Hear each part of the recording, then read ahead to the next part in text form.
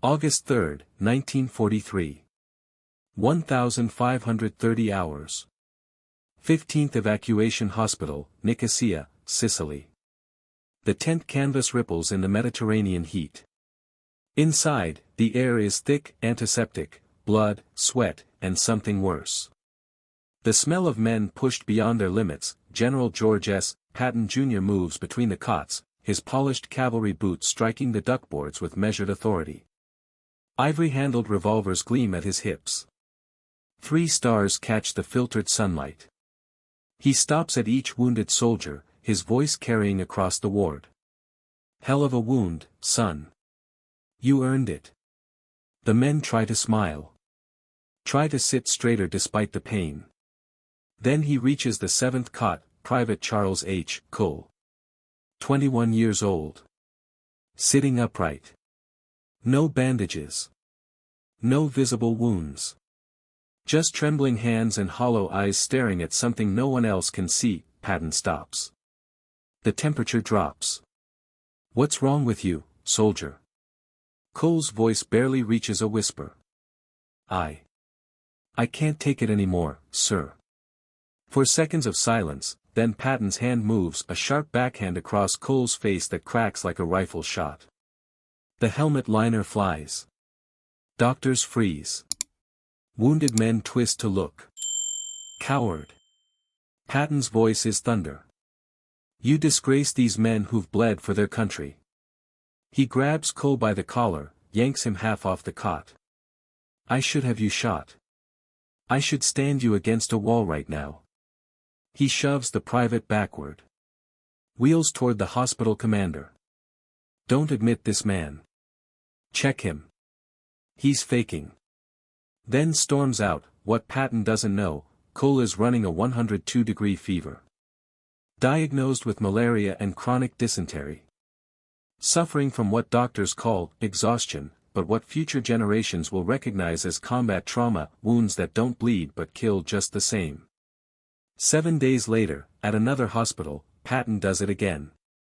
Another private. Another slap. Another explosion of rage. This time, the press finds out. The story travels up the command chain like a lit fuse. To Bradley. To Eisenhower. To Washington. And it forces the Allied High Command to answer a question they've been avoiding. What do you do with a general who wins battles faster than anyone alive, but can't control his own demons? Who terrifies the enemy and his own soldiers equally? Who might be brilliant enough to end the war early, but too volatile to trust with the power to do it? The answer will echo through Normandy's killing fields. Through 7 weeks of brutal hedgerow combat. Through thousands of casualties that might never have happened. Because in 48 hours, Dwight Eisenhower will make a decision that prioritizes political safety over tactical genius. And the mathematics of that choice will be written in American blood. September 1943. Allied Forces Headquarters, Algiers, North Africa. Eisenhower sits alone at 0200 hours. 3 reports spread across his desk. All marked confidential. All about the same man. War correspondent Quinton Reynolds. Hospital commanders. Medical personnel. Witness statements. The evidence is damning. Physical assault. Threats of execution. A 3-star general losing control in front of wounded soldiers who'd bled for their country. But here's what the reports don't capture. 38 days ago, Patton's 7th Army took Palermo in a lightning thrust that stunned the Wehrmacht. 23 days ago, his forces beat Montgomery, the methodical British Field Marshal, to Messina. Sicily fell in 38 days instead of the projected 90. Patton orchestrated one of the most aggressive campaigns of the war.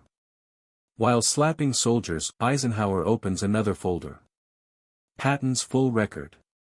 Louisiana Maneuvers, 1941, his 2nd Armored Division rewrote American doctrine. North Africa, 1943, transformed a demoralized II Corps into a fighting force in 3 weeks. El Getter. Gafsa. Victories that proved American armor could match German panzers. the man understands mobile warfare better than any officer in the U.S. Army. Maybe better than any officer alive. He thinks in terms of speed, violence, exploitation. He reads enemy intentions like a chess master. German intelligence fears him more than any Allied commander. He's also unstable. The phone rings. Eisenhower's hand hesitates before picking up. General Marshall on the secure line, sir. George C. Marshall. Chief of Staff. The man who shapes careers with a single word. Ike. Marshall's voice could cut steel. I've seen the reports. Drew Pearson is sitting on the story, but not forever. You need to handle this. I understand, sir. Do you? A pause heavy with implication. Because some voices want Patton court-martialed. Sent home. Made an example of. Another pause. Other voices say he's the only general we have who truly scares the Germans. That losing him costs us 6 months and 10,000 lives. Eisenhower closes his eyes. Sees the chessboard ahead. Italy. Then France. Normandy. The fortress of Europe. Every war game, every staff assessment says the same thing: you need commanders who'll push when others pause. Who'll exploit breakthroughs when cautious men consolidate. Men like Patton, but you also need commanders who won't unravel. Who won't hand the enemy propaganda victories. Who won't embarrass the army in front of Congress and the American people. I'll handle it, sir. But I need time. 1 week. After that, the decision gets made for you. The line goes dead. Eisenhower sits in the Mediterranean darkness. Outside, Algiers sleeps under blackout. Inside, the Supreme Commander wrestles with an equation that has no clean solution. Patton is a weapon. Precise. Devastating. Irreplaceable. But weapons that misfire kill your own men. By dawn, Eisenhower's decision is made. Patton will apologize publicly. Will stand before 40,000 soldiers and admit error. Will remain in Sicily on administrative duties, sidelined, humiliated, neutralized. Not court-martialed. Not sent home. But not trusted with command. Not yet, and as planning begins for Operation Overlord, the invasion that will decide the war, Patton's name is conspicuously absent from the command structure, too brilliant to discard, too dangerous to promote. The compromise seems reasonable. Prudent. The safe choice that protects both the general and the army's reputation, but in 7 months, when Allied soldiers storm Normandy's beaches, that compromise will be measured in a very different currency. January 1944. Dover, England. German intelligence officers in Berlin study reconnaissance photographs with mounting confidence. The evidence is overwhelming. Undeniable. The invasion is coming at Pas-de-Calais, entire armies massing in southeast England. Tank divisions. Artillery parks. Landing craft crowding Dover harbor. Luftwaffe flights confirm it. Signals intelligence supports it. The radio traffic is constant, a massive headquarters coordinating what can only be the main Allied thrust across the Channel's narrowest point, 1st United States Army Group. Fusag. Commanded by Lieutenant General George S. Patton Jr. The concrete bunker beneath the Reich Chancellery, Field Marshal von Rundstedt briefs Hitler personally. His finger traces the Channel coast. Mein Führer, all intelligence confirms Pas-de-Calais. And Patton commands the force. Their best general. Most aggressive. Most experienced in mobile warfare. He taps the map. They would not waste him on a diversion. This is their main effort. Hitler nods slowly. The man who took Sicily. Precisely. He understands exploitation. Breakthrough. He's dangerous. Rundstedt's voice carries certainty. We concentrate 15th Army here. Panzer reserves in position. When he comes ashore, we destroy him on the beaches. The decision cascades through the German command structure. Elite panzer divisions shift north. Veteran infantry regiments reinforce the Pas-de-Calais fortifications. Rommel himself inspects the positions, adding thousands of obstacles to already formidable defenses. Germany's strongest forces wait for Patton. They don't know they're waiting for a ghost point 150 miles west. At Portsmouth, the real invasion force assembles in absolute secrecy. Bradley's 1st Army. Montgomery's 21st Army Group. 5 divisions preparing for beaches the Germans aren't defending with their best troops. Utah. Omaha. Gold. Juno. Sword. Normandy, and Patton isn't there. He's in Dover, commanding an army that doesn't exist. Inspecting inflatable tanks that collapse when touched. Touring plywood landing craft that would sink in calm water. Delivering speeches to formations that consist of a few hundred men and a lot of empty space. British intelligence designed it perfectly. Fusag is smoke and mirrors. Dummy equipment. False radio traffic generated by signals officers. Entire tank battalions that exist only on German maps. But Patton makes it real. Because the Germans can't believe the Allies would waste their best general on a deception. His presence authenticates the lie. His reputation sells the phantom, and it's working brilliantly. It's also destroying him. Every morning, Patton puts on his stars and his pistols and plays his part.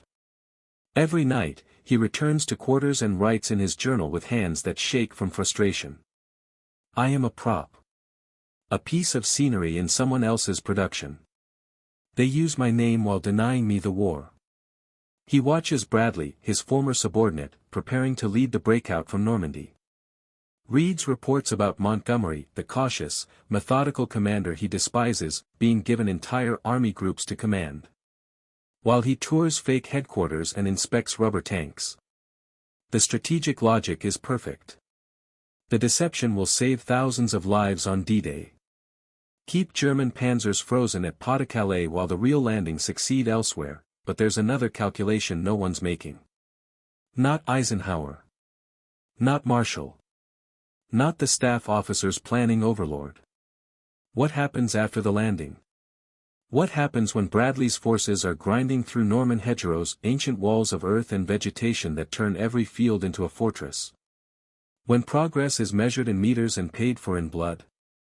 When the campaign needs exactly the kind of aggressive, exploitation-focused commander who can turn breakthrough into breakout? That calculation isn't being made, because the general who understands mobile warfare better than anyone alive is in Dover. Playing decoy, too controversial for command, too valuable to waste, too dangerous to trust. June 6, 1944. 0630 hours. Normandy beaches. The invasion launches without him. 156,000 Allied troops hit 5 beaches. Paratroopers drop behind German lines. Naval guns pound coastal defenses. At Omaha, men die in waves, cut down by interlocking machine gun fire, drowning under the weight of their equipment, bleeding out on sand that turns red with American blood. At Utah, the landing goes better. Gold, Juno, Sword, the British and Canadian sectors secure their objectives. By nightfall, the Allies have a toehold. Fragile. Costly. But established. And in Berlin, the German High Command hesitates. Because Patton hasn't come ashore. The attack at Normandy must be a feint. The real invasion, the main effort led by their most feared opponent, is still coming at Pas-de-Calais. So the 15th Army stays frozen in place. Panzer reserves don't move. Elite formations remain locked in position, waiting for a threat that will never materialize. The deception saves thousands of lives on D-Day. But D-Day is just the beginning. June 7 through July 24. The Norman hedgerows. What nobody planned for, what no intelligence assessment predicted, is how perfectly the Norman terrain favors defense. Hedgerows. Bocage. Ancient walls of earth and vegetation, 10 feet high, roots deep as trees. Every field is a fortress. Every lane a kill zone. The Germans don't need mobility here. They need machine guns and mortars and the willingness to make Americans pay in blood for every 100 meters. And they have all three in abundance. Bradley's First Army advances at a crawl. 500 yards one day. Nothing the next. The 29th Infantry Division loses 3,000 men taking St. Lo. The 2nd Infantry Division bleeds out in the hedgerows south of Corentin. Tank battalions learn that armor is useless when you can't maneuver, when every intersection is an ambush and every field a death trap. Progress is measured in casualties, not kilometers. 700 dead the first week. 2,000 the second. By the end of June, First Army has suffered 15,000 casualties. By mid-July, the number reaches 40,000 American casualties in 6 weeks. And Patton is still in England, still commanding his Phantom Army. Still maintaining the deception that keeps German panzers at Pas-de-Calais. Still playing his part in the strategic masterpiece, but in the hedgerows, soldiers die in ways that mobile warfare could have prevented. They die because the breakthrough can't turn into breakout. Because there's no exploitation. No aggressive commander pushing through weak points before the Germans can consolidate. They die in static warfare, the kind of grinding attrition that Patton's entire tactical philosophy is designed to avoid. His staff officers see it. Read the casualty reports coming from Normandy and understand what's missing. The exploitation element. The speed that prevents the enemy from setting defensive positions. The aggression that turns tactical success into operational victory. One evening, Patton's chief of staff speaks carefully. "Sir, if Third Army had been committed on D+7. Don't." Patton's voice is flat. "Don't make me think about it." Because he is thinking about it. Every day. Every casualty report. Every intelligence summary showing German forces repositioning into strong defensive positions that speed and audacity could have prevented. He's thinking about the fundamental equation of mobile warfare, time equals lives. The faster you move, the less the enemy can prepare. The more you exploit, the fewer casualties you take. And he's been on the sidelines for 7 weeks. Not because he lacks ability. Not because Bradley is better suited for the mission. But because 9 months ago, he slapped 2 soldiers in a field hospital. Because Eisenhower chose political safety over tactical effectiveness. Because the question, can we trust his temperament, mattered more than, can anyone else do this better? On July 25, Operation Cobra finally blasts a hole in German lines south of St. Lo. American bombers carpet-bomb German positions. Bradley's forces punch through, the breakthrough is achieved. But there's no one positioned to exploit it. Not yet, because the general who wrote the doctrine on armored exploitation is still in England. 43 days after D-Day. 40,000 casualties into the campaign. Finally, Eisenhower issues the order. Third Army becomes operational. Patton crosses the Channel. Not on D-Day. Not during the brutal hedgerow fighting. But after the hardest work is done. He arrives 7 weeks late to a war he could have transformed from the beginning. And the men buried in Norman soil will never know what difference 7 weeks might have made. July 28, 1944. Nihu, Normandy, France. Patton's boots hit French soil at dawn. 7 weeks late. 40,000 casualties behind schedule. But the look on his face isn't relief, it's hunger. Third Army becomes operational at midnight. 4 corps. 12 divisions. 300,000 men.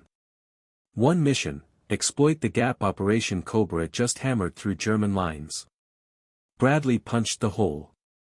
Now Patton has to turn it into annihilation. He doesn't waste a second. Within 72 hours, Third Army is moving faster than any American formation in the war. While other commanders consolidate gains, Patton attacks. While others worry about flanks and supply lines, he pushes deeper.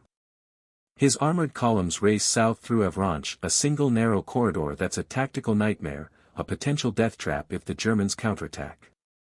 Patton doesn't care. He can't afford to care. Because he's 7 weeks behind. 7 weeks of watching men die in hedgerows. 7 weeks of static warfare when mobility could have saved thousands. Now he's making up for lost time. August 1st, Avranches secured. Third Army fans into Brittany like a flood breaking a dam. August 3rd, Rennes falls. August 8th, his armor reaches Le Mans, 100 miles in 7 days. German units are disintegrating, trying to reposition against an enemy that appears everywhere simultaneously. In his command post, Patton stands over maps with his corps commanders, stabbing locations with a riding crop. Faster. Fuel situation doesn't matter, capture their depots and refuel on the move. Casualties don't matter, casualties come from standing still. Keep moving. His voice is controlled thunder. The German army is broken. This is when we end it. His staff has never seen warfare like this. Not from Americans. Not even from the Wehrmacht in 1940. Patton is operating inside the enemy's decision cycle, appearing where they don't expect him before they can react, moving faster than their commanders can process. It's everything the hedgerows weren't. Speed instead of attrition. Exploitation instead of grinding advance. The kind of mobile warfare that saves lives by ending resistance before it can organize. On August 12, he sees the opportunity of the campaign. The German 7th Army is trapped in a Falaise pocket, surrounded on 3 sides, desperately trying to escape east. Montgomery is moving to close from the north. Slowly. Methodically. Patton calculates differently. If Third Army swings wide to the east, they can slam the door completely. Encircle the entire German force. Bag 100,000 prisoners and end organized resistance in France in one stroke. He gets Bradley on the phone. Let me go to Falaise. 48 hours and I close the pocket. We end this. Bradley's voice is cautious. George, Montgomery's moving from the north. We can't have confusion about boundaries. Boundaries. Patton's control fractures. The Germans are escaping while we coordinate. Give me 2 days. The decision is made. Third Army stops at Argentan. Let the British close from north. Patton slams the phone down. The receiver cracks. His chief of staff says nothing. But they both understand. If Third Army had been here from the beginning, if 7 weeks hadn't been wasted on political caution, the entire campaign would look different. The Falaise pocket closes. But slowly. The British-Canadian advance is methodical. By the time the trap shuts, 50,000 Germans escape through the gap. Veteran formations that will fight again at Arnhem. In the Hurtgen Forest. At the Battle of the Bulge. Casualties that could have been prevented. But even so, France collapses. Third Army races east, Orleans, Troyes, Chalons, outrunning supply lines, moving so fast German units surrender without fighting because they're overrun before they can organize. August 25, Paris liberated. September, Third Army reaches the German border. 400 miles in 3 weeks.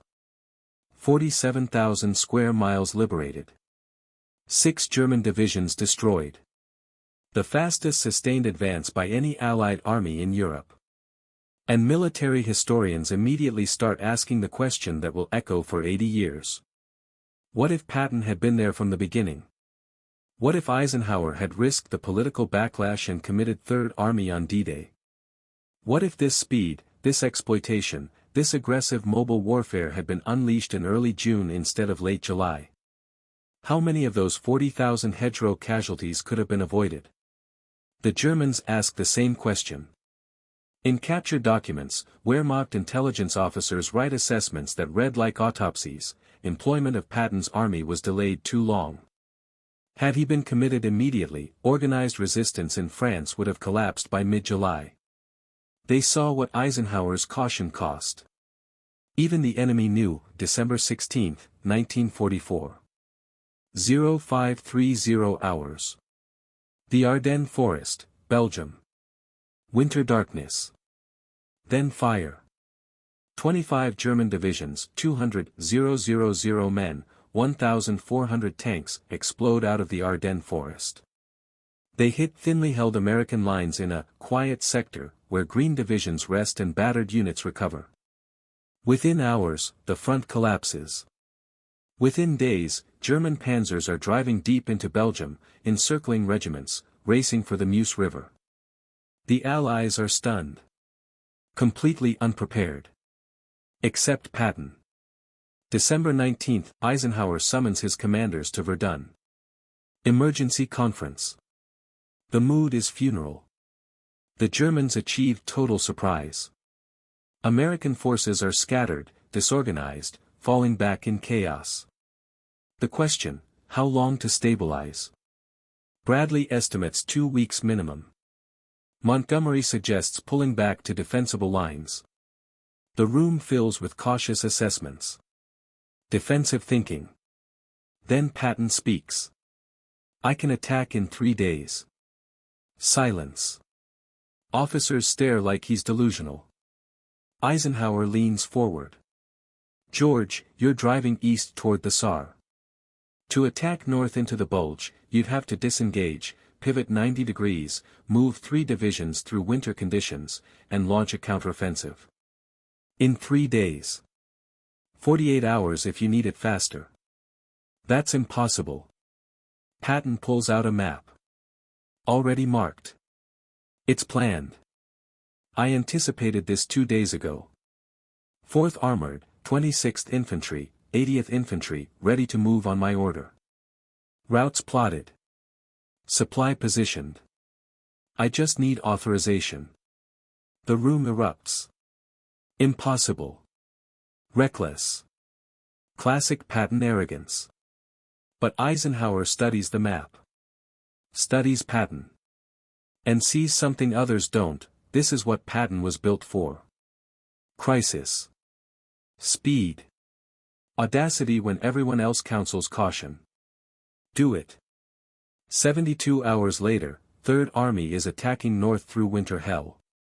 3 divisions pivot 90 degrees mid-campaign. Drive through ice and snow. Hit the German southern flank like a sledgehammer. Patton leads from the front, his jeep racing ahead of columns, redirecting units on terrain maps, pushing exhausted men past what they believe possible. December 26, 4th Armored Division breaks through to Bastogne. The 101st Airborne, surrounded, besieged, nearly out of ammunition, is relieved. The German offensive stalls. By January, the Bulge is collapsing.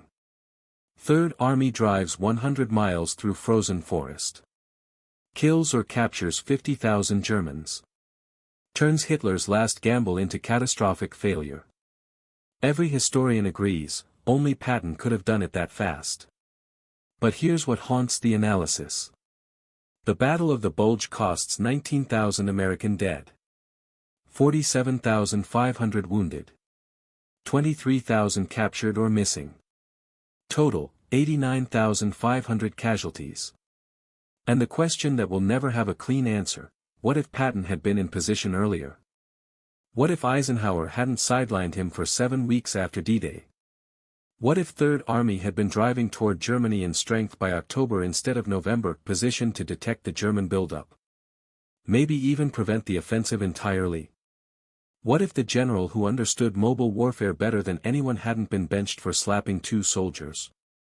Military analysts at the U.S. Army War College have studied this for decades. Conservative estimates, 10,000 to 15,000 additional casualties resulted from delayed employment of 3rd Army. Aggressive estimates go higher. Thousands of lives. Because Eisenhower chose political safety over tactical brilliance. May 8, 1945. 3rd Army Headquarters, Bavaria. Germany surrenders. Patton's 3rd Army has driven deeper into the Reich than any Allied force. 357 days of continuous combat. 600 miles from Normandy to Czechoslovakia.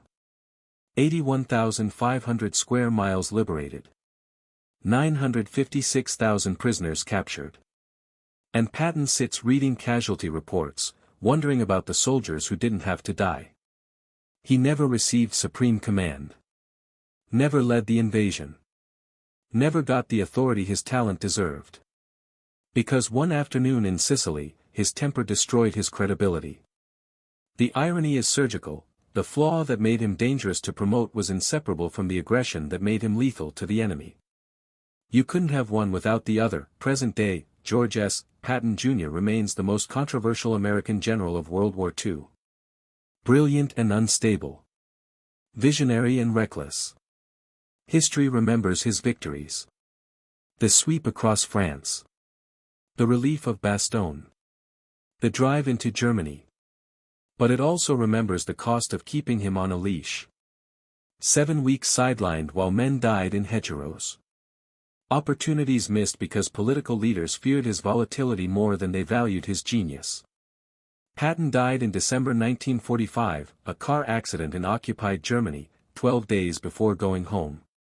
He never saw the post-war world. Never knew how history would judge the decision to sideline him. But his soldiers knew. The men who fought under him knew what he was: imperfect, impossible, and absolutely irreplaceable. And they knew something else. That somewhere in the calculus of war, between safety and audacity, between caution and brilliance, the choice to sideline dangerous genius has a price. Paid in blood. Measured in lives. And if you haven't already, subscribe to WW2 Battlefields and turn on notifications. We are dedicated to rescuing stories like Patton's controversial command from the dusty footnotes of history. Every week, we dive into the archives to bring you tales of impossible courage, tactical brilliance, and ordinary men who did extraordinary things on the battlefields of World War II. Now, we want to hear from you. Drop a comment below and tell us, where are you watching from today? Did someone in your family serve under Patton? Do you think Eisenhower made the right call? Just let us know you're here. You're not just a viewer, you're part of the community keeping the memory of these warriors alive. Thank you for watching. Thank you for remembering. End.